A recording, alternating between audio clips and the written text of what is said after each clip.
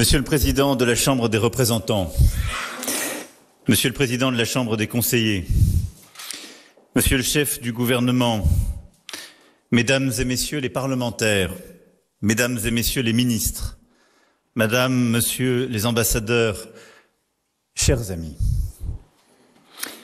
à l'heure de m'exprimer devant vous, je mesure combien la venue s'inscrit dans une histoire séculaire qui a tissé entre nos deux nations une véritable communauté de destin, un dialogue qui remonte à la nuit des mémoires. Impossible de citer toutes les ambassades envoyées de part et d'autre de la Méditerranée depuis la Renaissance, les traités signés, les récits d'exploration, les romances entrecroisées, comme ce corsaire de Salé, Abdallah Ben Aïcha, qui fut envoyé à Versailles pour demander la main de la fille du roi Soleil, ou de ce récit du lettré Idriss Al-Amraoui, qui rapporta au sultan Mohamed IV son témoignage de la France de 1860.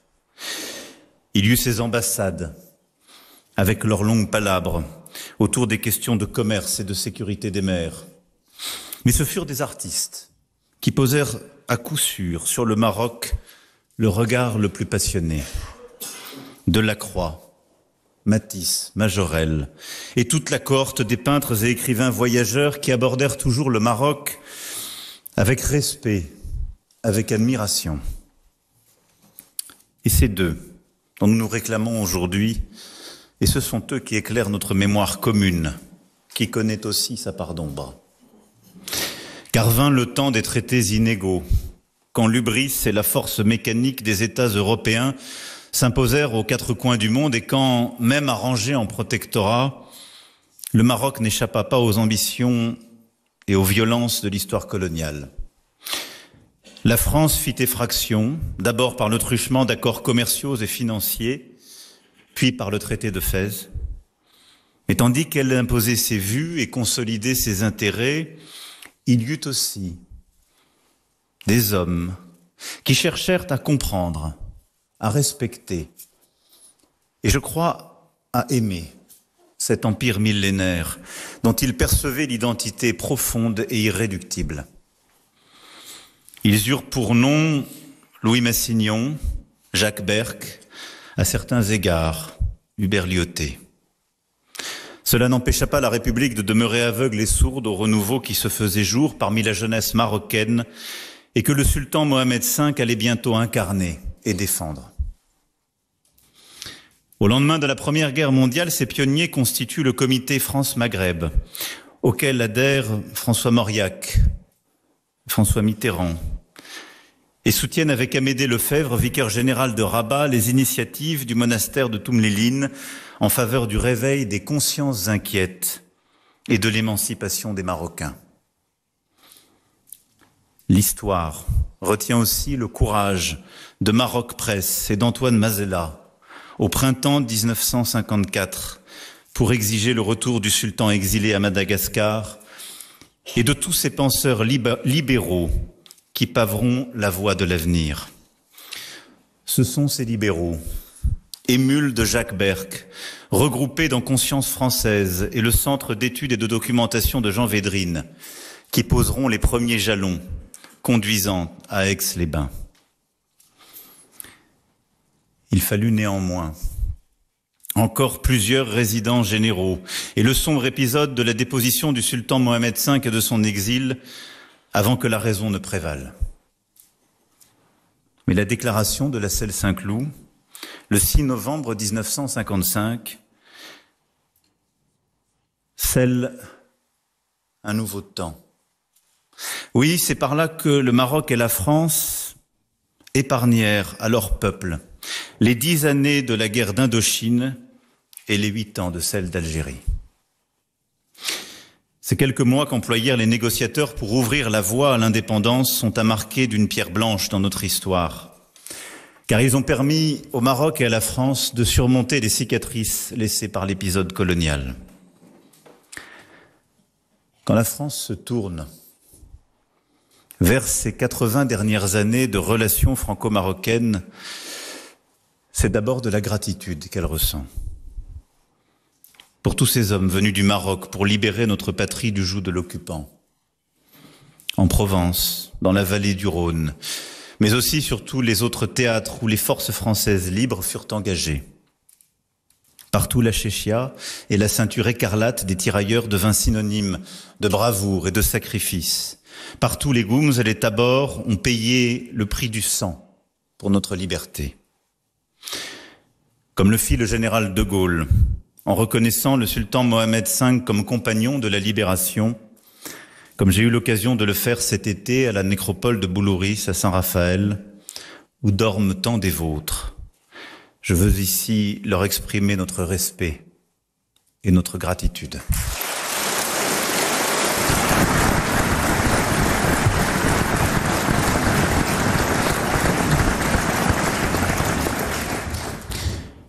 Il y eut le temps du sang versé, le temps des héros et de la guerre. Il y eut ensuite celui des forces vives de la paix. Ces dizaines de milliers et bien plus encore de Marocains qui contribuèrent, après la guerre, à la reconstruction de la France et à son industrialisation. Notre capitale, nos régions, nos villes, Marseille, Lyon, Toulouse, Le Havre, Montpellier, Lille, Metz, Nantes, Strasbourg, Grenoble, tant d'autres de Châlons et d'ailleurs, en portent aujourd'hui le témoignage à travers les communautés d'origine marocaine qui y vivent et qui participent à la vitalité de la France de ce siècle. Combien d'élus, d'entrepreneurs, d'artistes, de sportifs, dont l'histoire familiale, les patronymes, les valeurs spirituelles aussi, incarnent ce que le Maroc a apporté à la France pour qu'elle devienne ce qu'elle est aujourd'hui. Ici, au Maroc, la France est demeurée depuis l'indépendance le partenaire fidèle des évolutions de la société. La communauté française, dans sa diversité, y demeure la plus importante en Afrique. Nos 44 établissements scolarisent près de 50 000 élèves, dont une immense majorité de Marocains. Aux quatre coins du royaume, nos instituts français accueillent tous ceux qui, à un titre ou à un autre, y recherchent une perspective. Apprendre notre langue, se préparer à étudier en France, se frotter à des artistes ou participer à des débats. Enfin, la communauté étudiante marocaine est la première dans l'Hexagone. Et je pourrais ici aussi convoquer les près de 5 millions de touristes français qui voyagent chaque année chez vous. Oui, de part et d'autre du temps et des mers, lorsque l'on parle du Maroc et de la France, il faut voir et il faut dire que nous ne sommes pas tout à fait étrangers l'un à l'autre. Et pas seulement parce que les années d'Al-Andalus ont fait de l'Espagne et du sud de la France un terreau d'échange avec votre culture. La Giralda de Séville, les Éliges bleues et les patios ouvragés du sud en restent toujours le somptueux témoignage architectural. Mais parce que nos poètes même l'ont placé au cœur de nos imaginaires. Les vers du fou d'Elsa sont l'écho lancinant d'une passion franco-marocaine qui ne passera pas et qui s'est un temps incarnée dans ce territoire andalou qui n'était ni tout à fait l'Europe, ni tout à fait l'Afrique. Dans ce pays d'or et d'argent, travaillé comme une timbale, pour reprendre Aragon, où tout revêt ses habits de bal, les champs, les villes et les gens, et où l'air a le parfum des cymbales dans ce pays d'or et d'argent. Pour mes compatriotes, le Maroc jouera toujours un rôle à part, de porte, de passeur vers l'Afrique, une Afrique rêvée, autant que l'Afrique charnelle, humaine, tangible. Et il faut voir la passion que nourrissent nos lecteurs français pour des romanciers franco-marocains.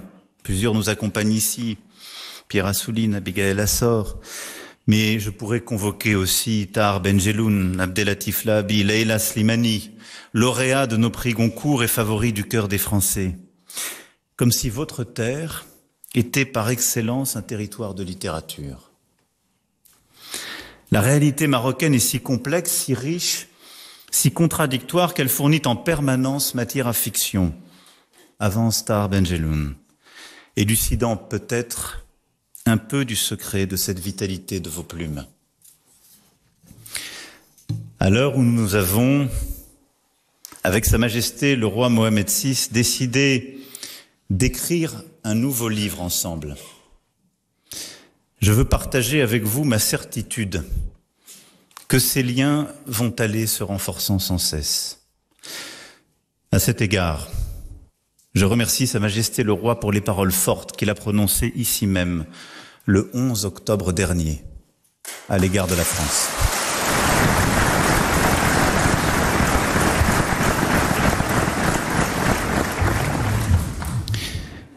Parmi les plus anciennes monarchies du monde, le royaume du Maroc avance avec confiance, cette confiance qu'il a en lui-même et qu'il porte en son roi. La conscience que lui donne sa longue histoire et l'énergie d'une jeunesse nombreuse, pleinement désireuse d'accompagner son émergence.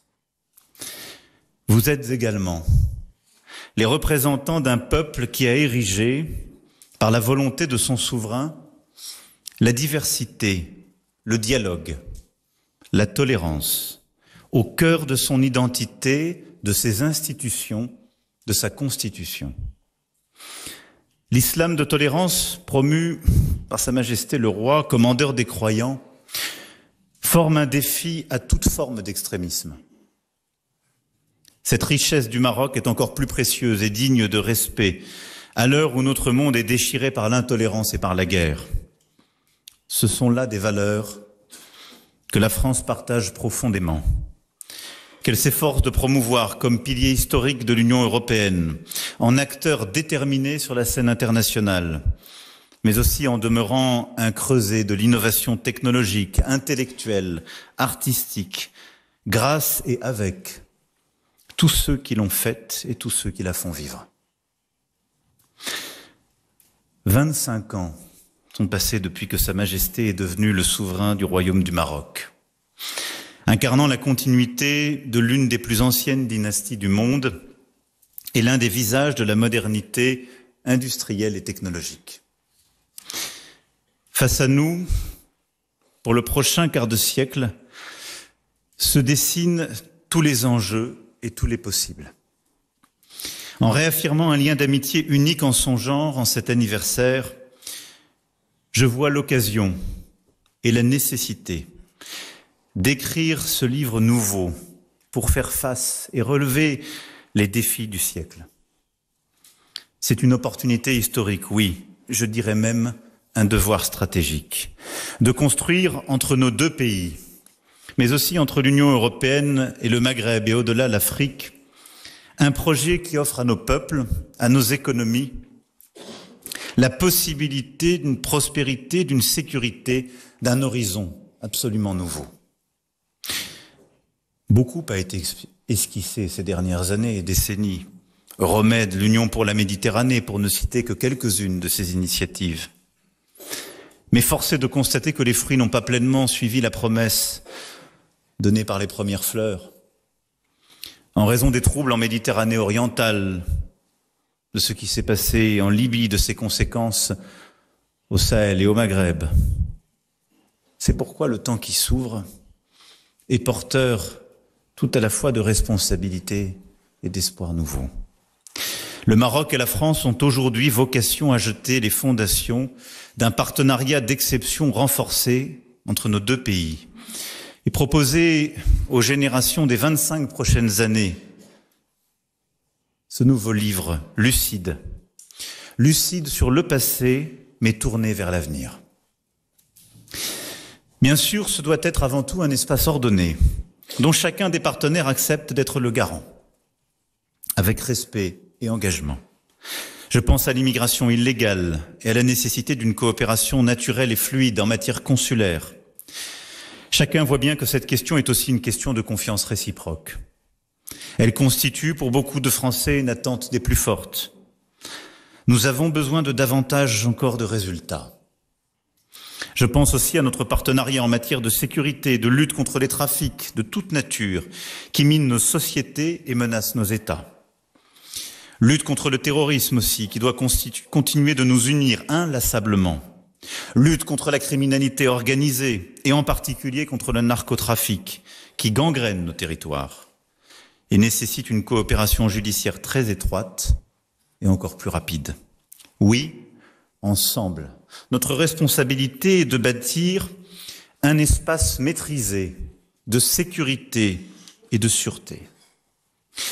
Ce sont aussi ces actions qui permettent ce partenariat d'exception qui gagnerait à être plus ouvert pour étudier, pour travailler quelques jours, quelques mois, quelques années, pour tisser et maintenir des liens, un espace où, sur la base d'un cadre clair, ambitieux, fondé sur nos règles respectives, la mobilité des femmes et des hommes, comme celle des marchandises ou des capitaux, peut permettre aux idées, aux projets, aux talents de circuler intensément. Ce doit être l'occasion de redonner à la Méditerranée sa véritable vocation de trait d'union. Et ne rien faire, ne rien imaginer, se donner pour seule ambition de colmater au jour le jour les flux humains qui nous dépassent, reviendrait à nous résigner à subir notre avenir dans une position passive. Ce n'est pas l'avenir que je veux pour la France, parce que la France n'a jamais été aussi grande que quand elle a rêvé, imaginé plus grand qu'elle-même. Et cette vision, je sais que le Maroc la partage avec notre pays. La France a également toujours été aux côtés du Maroc pour accompagner sa dynamique de développement économique et social. J'évoquais l'éducation, l'enseignement supérieur, mais je songe aussi aux très nombreuses entreprises françaises qui ont cru au Maroc et font aujourd'hui de la France le premier investisseur étranger, ainsi qu'un créateur d'emplois qualifiés, importants et croissants. Je songe à l'Agence française de développement, dont le Maroc est le premier partenaire dans le monde, et dont la stratégie s'aligne parfaitement sur votre nouveau modèle de développement.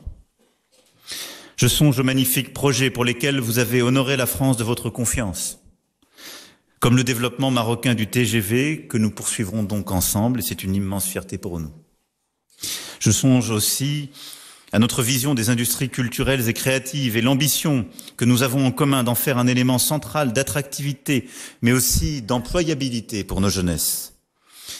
Je me réjouis demain de pouvoir l'illustrer à l'occasion de plusieurs échanges et cet après-midi avec des acteurs du secteur du jeu vidéo, échange durant lequel nous lancerons un programme de formation des professionnels soutenu par l'école ISAR dans la perspective de la cité du jeu vidéo dont veut se doter le Maroc.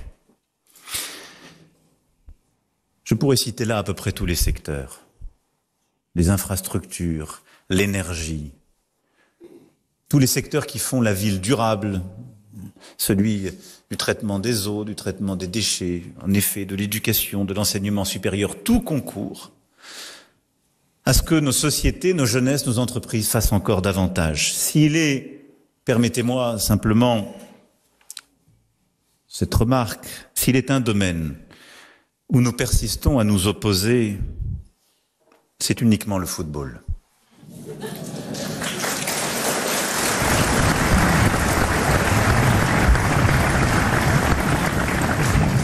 Parce que c'est une passion partagée. Le match France-Maroc de 2022 restera l'un des grands moments de la Coupe du Monde. Malgré tout, vos joueurs font rêver nos championnats et tant de nos équipes, et c'est une des choses qui réconcilie le Paris Saint-Germain et l'Olympique de Marseille.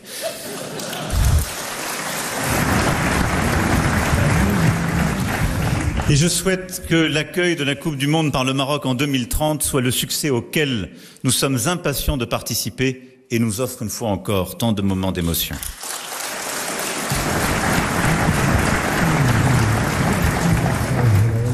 Oui, sur tous ces domaines comme sur les autres, pour aujourd'hui et pour demain, notre ambition est claire. Développer ensemble de nouveaux partenariats stratégiques, en mobilisant toutes nos forces économiques, technologiques, académiques, artistiques. Bien sûr, pour faire mieux encore qu'hier, mais aussi parce que j'ai la conviction que renforcer notre communauté de destin dans les domaines essentiels contribuera à nous conserver de part et d'autre de la Méditerranée la maîtrise de l'avenir. Les temps l'exigent et les défis auxquels nos deux pays sont confrontés sur une scène internationale en voie de transformation accélérée aussi. Vous savez comme moi qu'il n'y aura pas d'avenir pour nos enfants si nous ne parvenons pas à réussir la transition énergétique et à endiguer le réchauffement climatique. Personne n'est épargné, ni votre peuple, ni le mien. À Paris, en 2015, comme à Marrakech l'année suivante, à travers l'organisation des COP 21 et 22, nos deux nations ont joué un rôle marquant sur la scène internationale. Et c'est ce même engagement que nous poursuivrons. Mais je veux ici saluer l'action résolue qui est la vôtre sur la question de l'eau et de l'adaptation. Je crois que peu de pays ont relevé ce défi avec autant d'ardeur, d'innovation. Et des autoroutes de l'eau, et nous sommes fiers d'être l'un de vos partenaires dans cette politique inédite, aux politiques de dessalement de vos villes, pour faire face aux défis de l'agriculture comme à ceux de villes de plus en plus grandes qui doivent accueillir de nouveaux habitants et plus de jeunesse. L'accès à l'eau potable, l'accès à l'irrigation durable est indispensable. Et le Maroc, à ce titre, a beaucoup à apprendre au reste du monde. Et c'est pourquoi je souhaite que les autoroutes de l'eau soient au cœur du One Water Summit qui sera organisé en fin d'année et que nous puissions vous accompagner sur ce chemin d'adaptation et de souveraineté inédit. Dans le domaine de l'énergie, le Maroc dispose de ressources uniques, d'une longue tradition de grands projets hydroélectriques qui remontent à feu Sa Majesté Hassan II. Déjà riche de fermes solaires, d'éoliennes parmi les plus grandes d'Afrique, votre pays a posé le cadre qui lui permettra bientôt de devenir un acteur majeur du renouvelable, qu'il s'agisse des électrons ou de l'hydrogène vert. J'ai la conviction que vous saurez non seulement réussir la décarbonation de votre consommation domestique et industrielle, mais proposer de manière complémentaire un approvisionnement de proximité stable et sûr à notre Europe. Oui, je suis convaincu que l'avenir de la Méditerranée s'écrira aussi par ces corridors de l'hydrogène vert et ces corridors électriques qui vont lier nos deux pays. Et ces routes nouvelles que nous sommes en train de bâtir sont des axes décisifs de croissance de part et d'autre de la Méditerranée. Voilà une clé essentielle de notre compétitivité. Et depuis le début de ce siècle, les accords de libre-échange ont favorisé une intégration très avancée de nos économies dont les bénéfices mutuels sont incontestables. Elle a notamment permis, à travers la colocalisation de filières industrielles critiques, de faire du Maroc une plateforme de production efficace et complémentaire pour l'industrie française et européenne. Dans la nouvelle étape de la mondialisation que nous vivons depuis la crise sanitaire, et alors que les politiques non coopératives de certains acteurs internationaux risquent de se renforcer dans les années à venir, l'intégration de nos chaînes de valeur est un levier majeur de notre compétitivité. Et il y a, pour la France, mais plus largement pour l'Europe, à continuer de penser de manière durable l'intégration des chaînes de valeur entre l'Europe et l'Afrique. C'est la clé pour résister aux politiques de plus en plus agressives d'autres grands espaces géopolitiques, aux politiques tarifaires nouvelles et à la fragmentation du commerce international que d'aucuns ont de facto déjà décidé. Ces bases de coopération doivent être claires, rationnelles, durables et justes. Pour les entreprises françaises, cela consiste à faire avec le Maroc, selon une logique mutuellement bénéfique qui prend en compte les mutations profondes des industries et des services.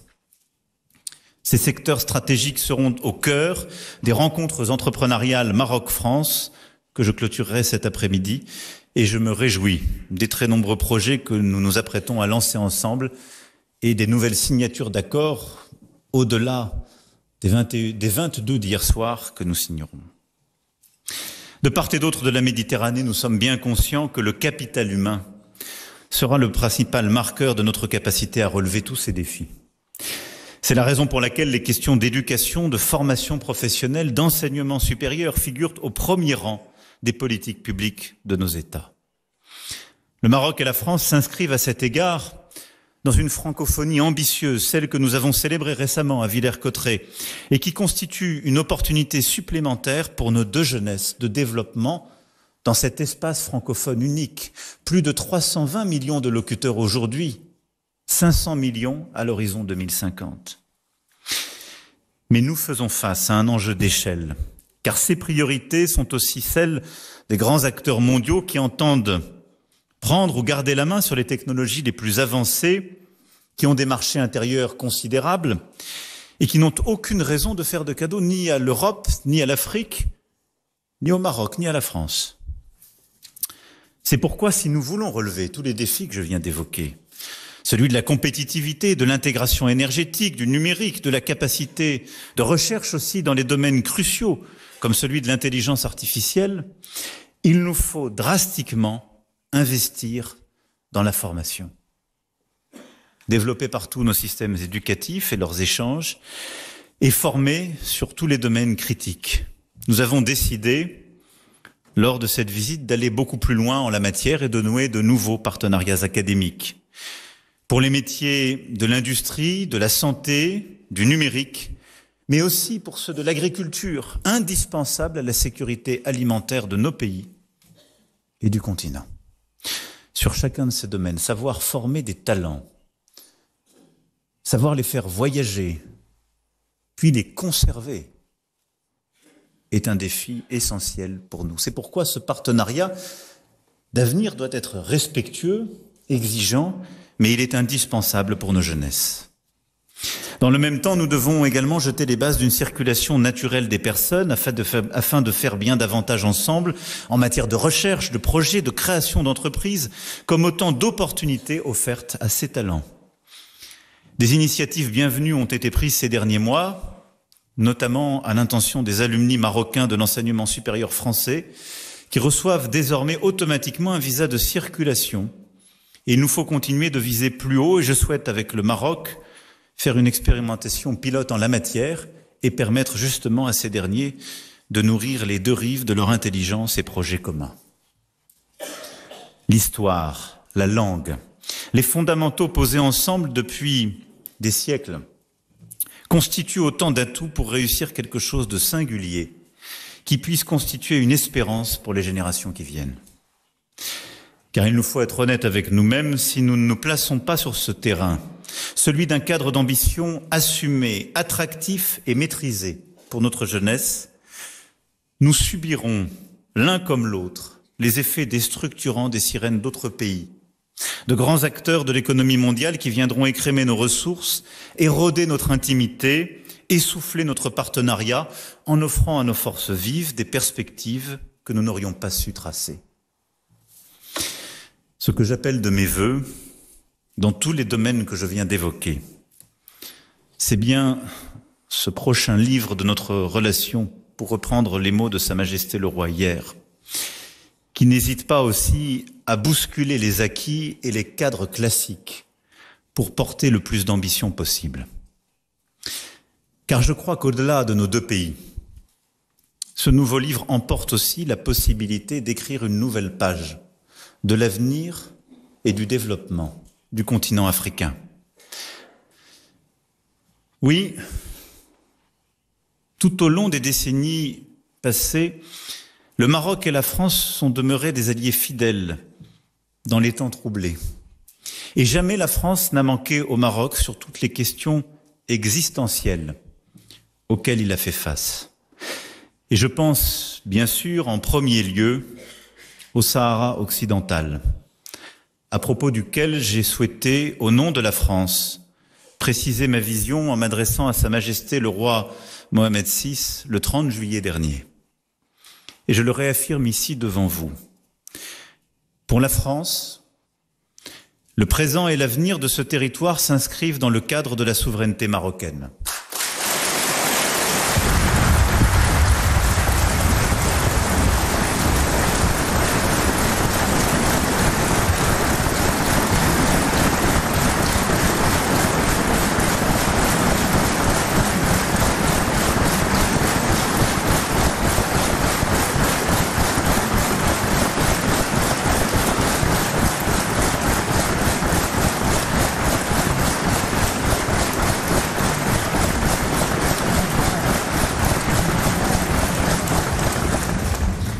L'autonomie sous souveraineté marocaine est le cadre dans lequel cette question doit être résolue. Et le plan d'autonomie de 2007 constitue la seule base pour parvenir à une solution politique juste durable et négociée conformément aux résolutions du Conseil de sécurité des Nations Unies. Oui, ancrée dans l'histoire, respectueuse des réalités et prometteuse pour l'avenir, cette position est celle que la France mettra en œuvre pour accompagner le Maroc dans les instances internationales.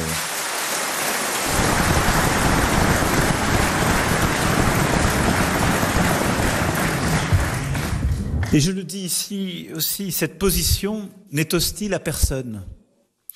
Elle permet d'ouvrir une nouvelle page entre nous, comme avec tous ceux qui veulent agir dans un cadre de coopération régionale, en Méditerranée, avec les pays voisins du Maroc et avec l'Union européenne.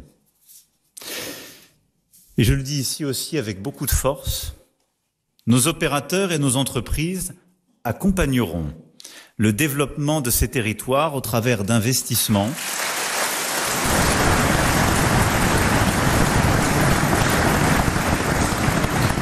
d'initiatives durables et solidaires au bénéfice des populations locales.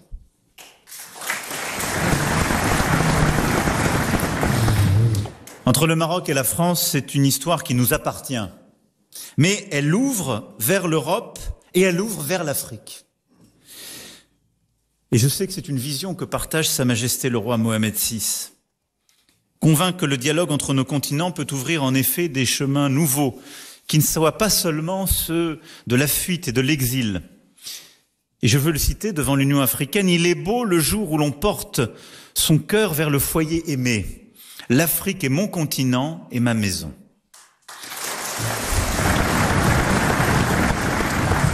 Et c'est pourquoi ce partenariat euro-africain est celui que nous voulons renforcer, celui auquel je crois profondément. Chacun sait, chacun voit aussi que le continent africain sera celui où une grande partie de notre futur se jouera.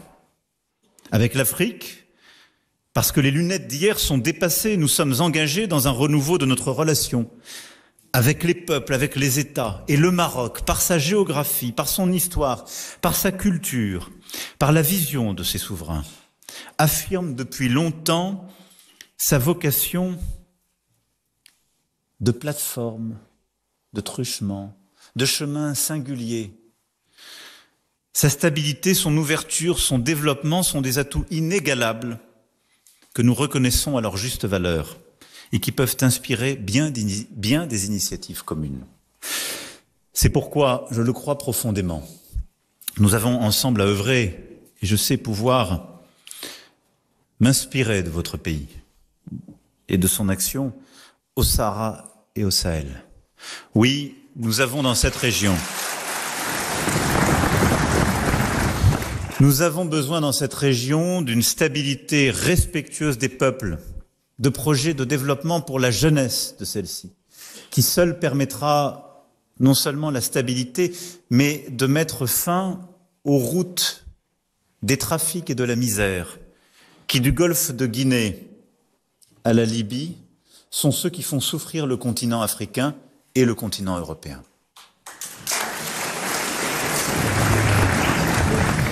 Et je compte donc beaucoup sur, en effet, cette nouvelle stratégie où ensemble nous pourrons œuvrer dans cette région où la France, avec humilité, cherche à bâtir une stratégie partenariale nouvelle. Elle a été accusée par certains de tous les maux, bien injustement.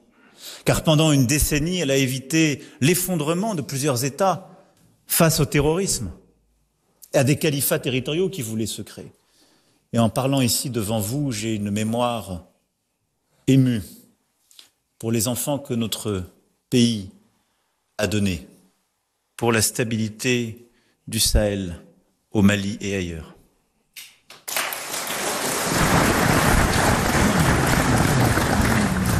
Oui, ce nouveau partenariat avec l'Afrique, par sa jeunesse, est celui que nous voulons construire ensemble. Au Sahel et au Sahara, comme je l'évoquais, mais à travers tout le continent, par l'éducation, l'agriculture, les projets écologiques, le numérique et l'énergie. Il y a sur ces axes des actions communes que nous pouvons résolument ensemble construire. Bâtir ces ponts énergétiques que j'évoquais, avoir une politique de souveraineté alimentaire résolue dont le continent a besoin, et nous aurons l'occasion demain d'y travailler ensemble. Et nous sommes déjà partenaires dans cette aventure, avec les campus du réseau Africa Sup au Maroc, avec la future Académie de l'eau, et nous ne sommes qu'au premier pas de ces révolutions à venir. Je veux ici aussi saluer le rôle positif de partenariat, de dialogue et de stabilisation que votre pays joue avec l'ensemble du voisinage. Pour projeter notre relation bilatérale vers l'avenir et pouvoir emporter cette ambition et ces projets, j'ai proposé à Sa Majesté le roi Mohamed VI que la France et le Maroc soient liés par un nouveau cadre stratégique qui pourrait être signé 70 ans après l'accord de la Celle-Saint-Cloud, à l'occasion d'une visite d'État en France que Sa Majesté a acceptée.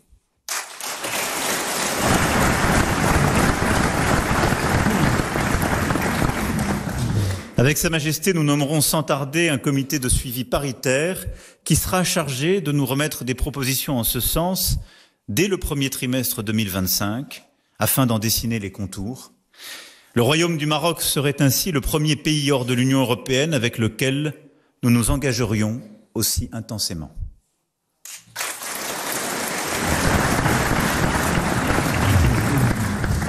Et ce sera l'occasion de rappeler que des valeurs communes nous rassemblent, qu'elles invitent à voir grand et loin pour les générations à venir.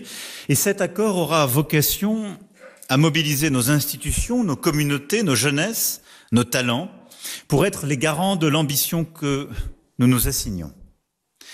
Il permettra aussi, en mettant davantage en lumière nos solidarités, d'accorder encore davantage nos voix sur la scène du monde.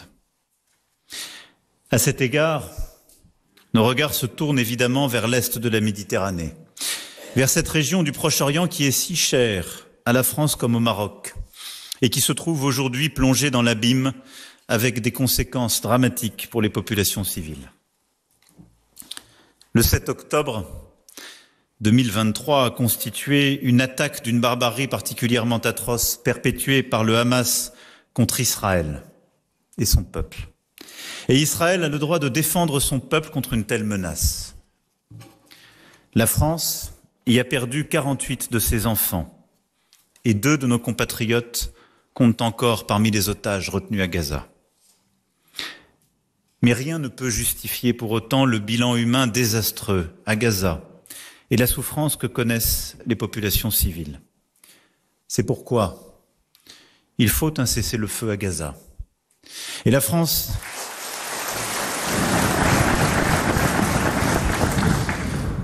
n'a eu de cesse de le demander depuis novembre dernier, un cessez-le-feu pour libérer les otages, pour protéger les populations et permettre enfin à l'aide humanitaire de parvenir dans la bande de Gaza. Au Liban également, il faut un cessez-le-feu et l'arrêt des opérations militaires. Nous y œuvrons depuis plusieurs semaines en lien avec nos partenaires américains et plusieurs autres. Et c'est pourquoi, en cohérence avec cette position, j'ai appelé à ce que cessent les exportations d'armes aujourd'hui utilisées à Gaza, en Cisjordanie et au Liban. La voie de la diplomatie est possible. Elle est exigeante. Et c'est celle que la France soutient pour permettre au peuple israélien, palestinien et libanais de voir leurs aspirations à la paix et à la sécurité garanties et à tous les déplacés de rentrer en sécurité chez eux. Vous connaissez l'attachement historique de la France à la solution des 2 États. Il faut relancer cette perspective de façon décisive pour inscrire la paix dans la durée au Proche-Orient.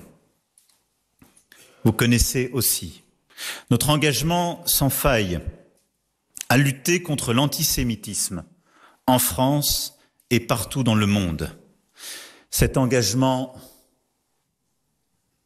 est irréductible. Et je le dis dans un temps où les actes antisémites, tout particulièrement ces dernières années, ont refait surface et partout pullulent. Et je sais que c'est aussi un héritage du royaume sur lequel bâtir ensemble pour protéger nos concitoyens et préserver dans ce contexte douloureux la cohésion de nos sociétés et les valeurs qui sont les nôtres. Sur cet enjeu, le Maroc a beaucoup à apporter. Je souhaite ici encore rendre hommage à l'action de Sa Majesté le roi Mohamed VI, également président du comité Al-Quds, et à son investissement personnel pour apporter l'aide humanitaire urgente aux populations palestiniennes et libanaises qui en ont aujourd'hui le plus besoin.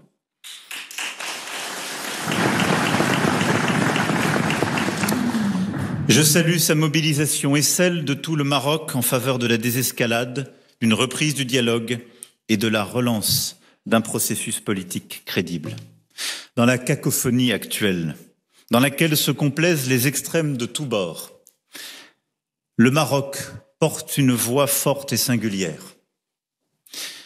C'est, il me semble, la voix de la raison et de la justice. Une voix juste, fidèle à son histoire et à ses principes, une voix qui nous rappelle à nos engagements, à nos valeurs communes et qui nous enjoint d'œuvrer sans relâche pour apporter un peu d'espoir à une région et à des populations qui en ont aujourd'hui si peu.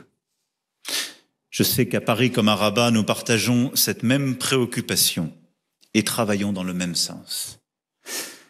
Mesdames et messieurs les parlementaires, chers amis, la vision éclairée de Sa Majesté le roi Mohamed VI, les réalisations des 25 premières années de son règne sont une invitation à nous tourner vers l'avenir. C'est, vous l'avez compris, ce qu'à vos côtés et avec vous, je suis venu faire.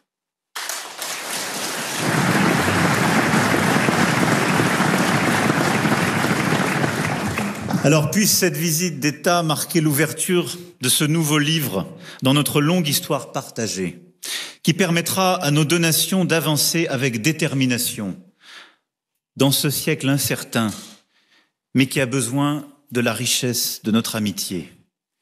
Puissions-nous être à la hauteur de cette ambition, fort de notre histoire et pour nos jeunesses. Vive le Royaume du Maroc et vive la France!